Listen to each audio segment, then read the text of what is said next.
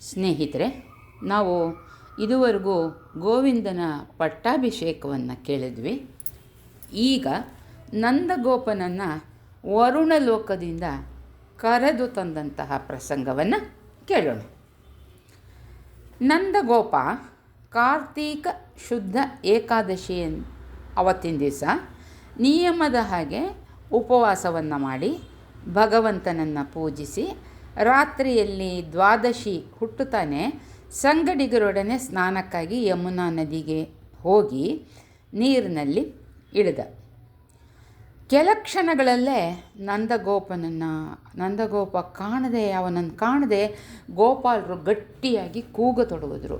ಕೃಷ್ಣ, ಬಲರಾಮ, ನಮ್ಮ ರಾಜನಾದಂತಹ ನಂದಗೋಪ ಕಾಣೆಯಾಗಿದ್ದಾನೆ. ನೀವೇ ನಂದಗೋಪನನ್ನು ಹುಡುಕಿ ತರೋದಕ್ಕೆ ಸಮರ್ಥರು. ಕೃಷ್ಣ, ಬೇಗ ಹೋಗು, ನಂದಗೋಪನನ್ನು ಕರ್ಕೊಂಡು ಬಾ ಅಂತ ಹೇಳ್ತಾ ದುಃಖಿಸಿದ್ರು. ಅವರೆಲ್ಲರೂ ಕೂಡ ಅತೀವ ದುಃಖಕ್ಕೊಳಗಾದರು.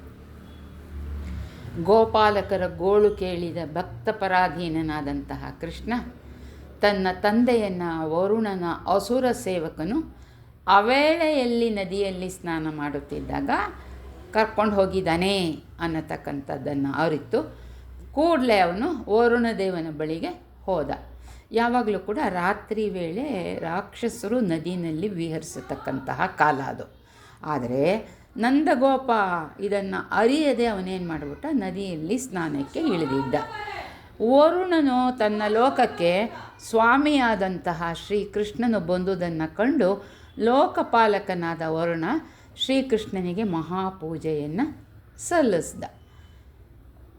ಭಗವಂತನ ಒಂದು ದಿವ್ಯ ದರ್ಶನದಿಂದ ಆನಂದಿತನಾದಂತಹ ವರುಣ ಪೂಜೆಯ ನಂತರ ಭಕ್ತಿಯಿಂದ ಕೈಗಳನ್ನು ಜೋಡಿಸ್ಕೊಂಡು, ಪ್ರಭುವೇ, ನಿನ್ನ ದರ್ಶನದಿಂದ ನನ್ನ ಜನ್ಮ ಸಾರ್ಥಕ ಆಯಿತು, ನನ್ನ ಇಷ್ಟಾರ್ಥವೂ ಕೂಡ ಈಡೇರಿತು. ಇಂದು ನನಗೆ ನಿನ್ನ ಸೇವೆ ಮಾಡತಕ್ಕಂತಹ ಅವಕಾಶ ದೊರೆಯಿತು. ಸ್ವಾಮಿ, ನನ್ನ ಸೇವಕನು ತನ್ನ ಕರ್ತವ್ಯವನ್ನು ತಿಳಿಯದೆ ನಿನ್ನ ತಂದೆನ ಇಲ್ಲಿಗೆ ಕರ್ಕೊಂಡು ಬಂದುಬಿಟ್ಟಿದ್ದಾನೆ. ಅವನ ಅಪರಾಧವನ್ನು ಮನ್ನಿಸು. ನೀನು ಇರತಕ್ಕಂತಹವನು. ನಿನ್ನ ತಂದೆ ಇಲ್ಲಿದ್ದಾರೆ. ನೀನು ಅವರನ್ನು ಕರ್ಕೊಂಡು ಹೋಗಬಹುದು. ಸರ್ವಜ್ಞನಾದಂತಹ ಕೃಷ್ಣನೇ, ನನ್ನನ್ನು ನೀನು ದಯಮಾಡಿ ಅನುಗ್ರಹಿಸು ಅಂತ ಪ್ರಾರ್ಥಿಸಿದ. ಶ್ರೀಕೃಷ್ಣ ತನ್ನ ತಂದೆಯನ್ನು ವ್ರಜಕ್ಕೆ ಕರ್ಕೊಂಡು ಬಂದು ಎಲ್ರಿಗೂ ಕೂಡ ಆನಂದವನ್ನು ಉಂಟು ಮಾಡಿದ. ನಂದಗೋಪ ವರುಣನ ಒಂದು ಅಷ್ಟೈಶ್ವರ್ಯ, ಸುಖ ಸಂಪತ್ತು, ವರುಣಾದಿಯಾಗಿ ಕೃಷ್ಣನಿಗೆ ನಮಸ್ಕರಿಸಿದ್ದನ್ನು ಕಂಡು ನಂದಗೋಪ ಆಶ್ಚರ್ಯ ಆನಂದದಿಂದ ತನ್ನ ಬಂಧುಗಳಿಗೆ ತಾನು ಕಂಡದ್ದನ್ನು ವಿವರಿಸಿ ಹೇಳಿದ.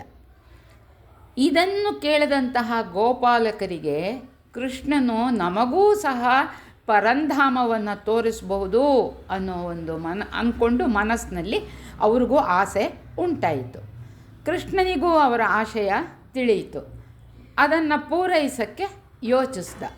ಜೀವಿಗಳು ದೇಹವನ್ನೇ ಆತ್ಮ ಅಂತ ತಿಳ್ಕೊಂಡು ಅನೇಕ ಕಾಮನೆಗಳನ್ನು ತೃಪ್ತಿಪಡಿಸುವ ಸಲುವಾಗಿ ಅನೇಕ ಕರ್ಮಗಳನ್ನು ಮಾಡ್ತಾರೆ.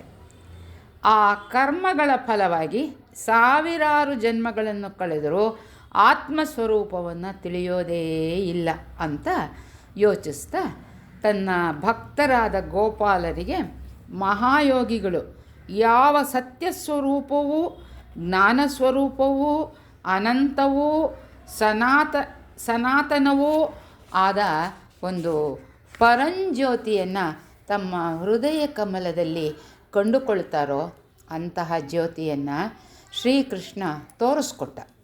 ಗೋಪಾಲಕರನ್ನು